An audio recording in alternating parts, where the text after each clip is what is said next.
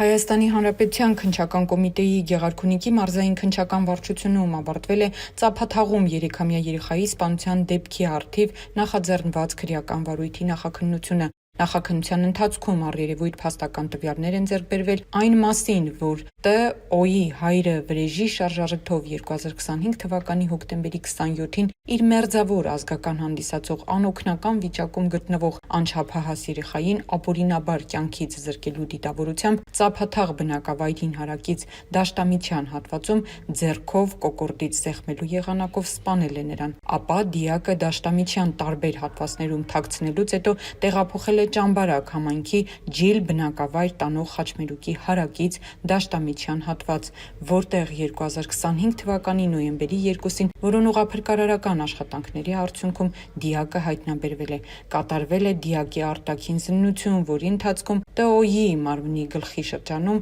հայտնաբերվել է մարմնական վնասվածքներ։ Համաձայն դիակի դատաբժշկական փորձաքննության եզրակացության 3-ամյա երեխայի մահը վրա է հասել տեխնիկական շնչահեղձության պարանոցի օրգանների բութ առարկաներով սեղմման հետևանքով։ ԱՕ-ի նկատմամբ հարուցվել է հանրային քրեական հետապնդում քրեական օրենսգրքի 155-րդ հոդվածի 2-րդ մասի 3-րդ, 5-րդ, 9-րդ կետերով։ Վերջինիս նկատմամբ որպես խափանման միջոց կիրառվել է կալանքը։ Քրեական վարույթը մեղադրական եզրակացությամբ ուղարկվել է հսկող դատախազին, այն հաստատելու և ըստ էության քննության առնելու համար՝ դատարան ուղարկելու միջնորդությամբ։